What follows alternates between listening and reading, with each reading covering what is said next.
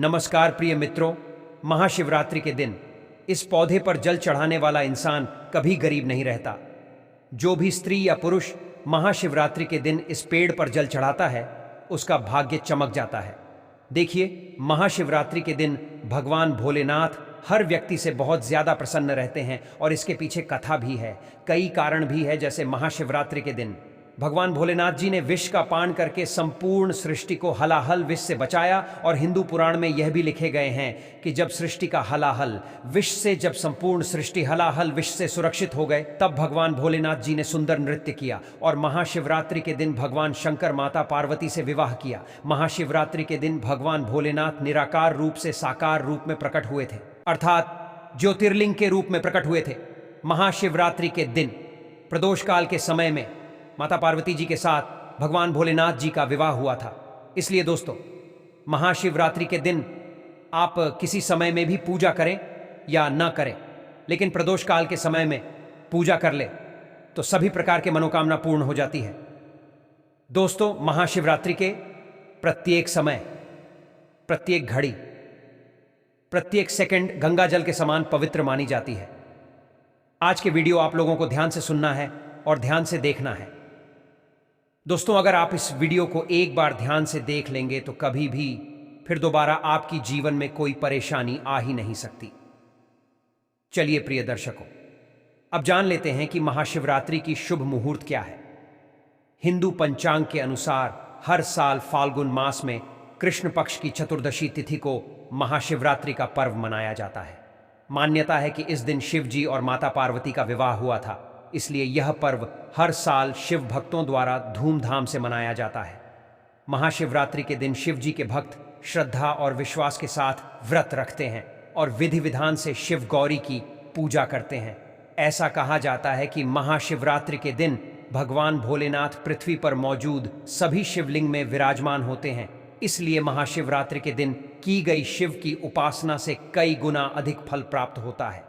ऐसे में आइए जानते हैं साल 2024 में महाशिवरात्रि की सही तिथि, शुभ मुहूर्त एवं पूजा विधि के बारे में। पंचांग के अनुसार फाल्गुन माह के कृष्ण पक्ष की चतुर्दशी तिथि की शुरुआत 8 मार्च को संध्या काल 9:57 पर होगी। इसका समापन अगले दिन 9 मार्च को संध्या काल 6:17 पर होगा। शिव जी की पूजा प्रदोष काल में की जाती है, इसलिए उदया तिथि देखना जरूर नहीं होता है। ऐसे में इस साल महाशिवरात्रि का व्रत 8 मार्च 2024 को रखा जाएगा। मैं इसी वीडियो में बताऊंगा कि आपको महाशिवरात्रि के दिन क्या करना चाहिए जिससे आपकी जीवन में बदलाव आए, आप धन दौलत से संपन्न बने। मैं हर बार बोलता हूं ना कि पुरातन वास्तुशास्त्र एक चैनल ही नहीं है, आप सभी लोगों का छोटा सा परिवार है। हम आप लोगों को अच्छे से अच्छे उपाय बताते हैं, लेकिन उस मंजिल पर चलना आपको है। हम केवल मार्ग दिखाते हैं, कैसे चलेंगे, किस प्रकार चलेंगे, यह आपके ऊपर निर्भर करते हैं। हम हर दिन आप सभी लोगों को बोलते हैं, अगर व्यक्ति को सही दिशा और दशा यह मिल जाए तो भाग्य चमकते देरी नहीं लगती। दिशा और दशा यह व्यक्ति को संवार सकते हैं और बर्बाद भी कर सकते हैं, तो हम अच्छे से अच्छे राह दिखाने के प्रयास करते हैं। दिशा और दशा यह दोनों दिखाने का प्रयास करते हैं, तो हम आज के जो उपाय बताएंगे, इससे आप लोगों के परेशानी दूर होगा, गरीबी दूर होगा, कष्ट मिटेगा और अनेक प्रकार के मनोकामनाएं पूर्ण होंगी। दोस्तों, हम आपके लिए बहुत ज्यादा रिसर्च और पुराणों में जो अद्भुत जानकारी है, जिन जानकारी को अगर मनुष्य को पता चल जाए तो उस व्यक्ति को रंक से राजा बनने से कोई नहीं रोक सकता। हम बहुत दुर्लभ जानकारी बताने जा रहे हैं। इस वीडियो में आगे बढ़े उससे पहले आप सभी लोगों से हाथ जोड़ करके प्रार्थना करना चाहूंगा। महाशिवरात्रि के पावन पर्व चल रहे हैं, तो कमेंट बॉक्स में सच्चे दिल से, पूरे हृदय के साथ, पूरे मन के साथ, पूरे विश्वास के साथ कमेंट बॉक्स में ओम नमः शिवाय जरूर लिखना। जो भी साधक, जो भी दर्शक अगर कमेंट बॉक्स में ओम नमः शिवाय लिखेंगे, ऐसे व्यक्ति की भगवान भोलेनाथ महादेव सभी कष्ट को हर लेंगे। जीवन में सुख संपत्ति का कोई अभाव नहीं होगा। जानकारी बताने से पहले छोटी सी गुजारिश करना चाहूंगा सभी लोगों को। आप सब भोलेनाथ की खूब सेवा करते हैं, खूब पूजा करते हैं, खूब व्रत रखते हैं, लेकिन दोस्तों, महाशिवरात्रि के दिन कुछ ऐसी चीज है जिसे भोलेनाथ को अर्पित मत करना। और बहुत सारे कुमकुम केतकी का फूल, नारियल का पानी, हल्दी इत्यादि यह सब नहीं चढ़ाई जाती है। इसके पीछे कथा भी बताऊंगा, कभी समय मिल जाए तो आप मानो या ना मानो, जिसकी भावना अच्छी हो, नेक हो। मैं जो उपाय बता रहा हूं उससे 100% सफलता जरूर मिलेगी। जिसकी भावना नेक हो उनको सफलता जरूर मिलेगी। जिनके विचार गंदे हों, स्वयं गंदे हों, ऐसे व्यक्ति को इस उपाय को करने के बाद कोई लाभ नहीं मिलेंगे। जिनको लाभ लेना हो, जिनको फायदा लेना हो, ऐसे व्यक्ति इस वीडियो को पूरा जरूर देखें। और जिनको फायदा नहीं लेना हो, ज्यादा ध्यानी हो, ज्यादा ध्यान रखते हो, ऐसे व्यक्ति हाथ जोड़कर प्रार्थना करना चाहूंगा, आप वीडियो को यहीं पर छोड़कर चले जाएं। चलिए अब ध्यान की ओर बढ़ते हैं। तो दोस्तों, महाशिवरात्रि के दिन कौन सी ऐसी पौधा है जिसमें हमें जल चढ़ाना चाहिए, जिससे हमारे गरीबी मिटे, हमारे भाग्य चमके। भारत भूमि में पेड़ पौधे को देवी देवताओं की स्वरूप मानते हैं। क्यों देवी देवताओं की स्वरूप मानते हैं? क्योंकि पेड़ पौधे में देवी देवताओं का वास होता है। जैसे पीपल के वृक्ष पर माता लक्ष्मी, भगवान विष्णु जी एवं समस्त देवी देवताओं का वास होता है। तुलसी के वृक्ष पर माता लक्ष्मी का वास होता है। आंवले के वृक्ष पर भगवान विष्णु का वास होता है। बरगद के वृक्ष पर भगवान शंकर का वास होता है। शम के वृक्ष पर शनि महाराज का वास होता है। दोस्तों, इसी प्रकार हर अलग अलग वृक्ष में अलग अलग नवग्रह, देवी देवता और दिव्य शक्तियों का वास होता है।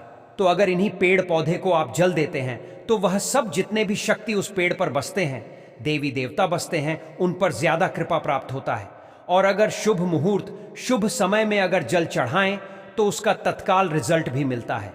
जैसे कि महाशिवरात्रि के दिन भगवान शंकर को समर्पित किए जाने वाले पौधे पर अगर आप जल चढ़ाते हैं तो आपके भाग्य उदय होना 100% निश्चित है।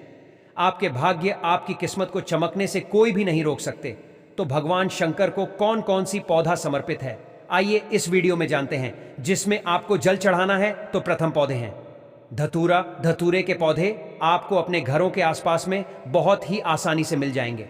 धतूरे के जो पौधा है यह भगवान शंकर के अंश से उत्पन्न हुआ है, भगवान शंकर के अंग से स्वयं उत्पन्न हुआ है। धतूरे के पौधे को अवधि में बहुत ज्यादा प्रयोग में लाते हैं। धतूरे पौधे स्वयं शिव है, भैरव का स्वरूप है। इसे काल का स्वरूप भी कहा जाता है और इसे शनि महाराज जी के भी स्वरूप कह गए हैं। तो अगर महाशिवरात्रि के दिन धतूरे के पौधे पर आप जल चढ़ाते हैं प्रातःकाल शाम के समय में, तो इससे भगवान शंकर की कृपा प्राप्त होंगे। उन्हीं के स्वरूप बाबा भैरव की कृपा प्राप्त होंगे, उन्हीं के स्वरूप काल का कृपा प्राप्त होंगे और उन्हीं के शिष्य शनि महाराज जी की कृपा प्राप्त होंगे। अर्थात एक साथ 4 दिव्य महाशक्ति का आशीर्वाद प्राप्त होगा। इससे आपके सारे कष्ट दूर होंगे। कष्ट मिटेंगे कैसे? थोड़ा सा जाने तो इस पौधे पर जल चढ़ाने से स्वयं भगवान शिव प्रसन्न होंगे, बाबा भैरव प्रसन्न होंगे, काल प्रसन्न होंगे, शनि महाराज प्रसन्न होंगे। अधिकतर जीवन में हमारे तरक्की, हमारा आध्यात्मिक उन्नति शनि महाराज के चलते ही रुक जाते हैं। धतूरे के जड़ पर इस दिन जल चढ़ाते हैं तो शनि के 7.5 और ढैया पौनी दशा कुदृष्टि ये सारे कृपा दृष्टि में बदल जाएंगे। ज्योतिष शास्त्र के अनुसार धतूरे को कभी भी तुलसी के पौधे के साथ नहीं लगाना चाहिए। भगवान शिव को भी तुलसी अर्पित नहीं की जाती है। इसके पीछे एक धार्मिक कथा है। यदि आप घर में धतूरे का पौधा लगाने जा रही हैं तो बेस्ट होगा कि आप उसे पूर्व दिशा में लगाएं, क्योंकि यह दिशा भगवान शिव जी की दिशा होती है। इस दिशा में बैठकर शिव जी की आराधना भी की जाती है। जानकारी अच्छी लगी हो तो इसे अपने तक सीमित मत रखना, इसे आगे जरूर शेयर करना। आपकी एक शेयर किसी के जिंदगी को संवार सकता है। इस वीडियो में बस इतना ही। अब मिलेंगे किसी नई जानकारी के साथ। धन्यवाद।